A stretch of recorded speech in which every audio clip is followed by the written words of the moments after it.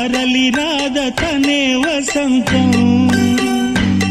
తన దరికి రాని వనాల కోసం తరలి రాద తనే వసంతం తన దరికి రాని వనాల కోసం గగనాల దాకా అలసాగకుంటే మేఘాల రాగం ఇలా చేరుకోదా తరలి రాద తనే వసంతం తన దరికి రాని వనాల కోసం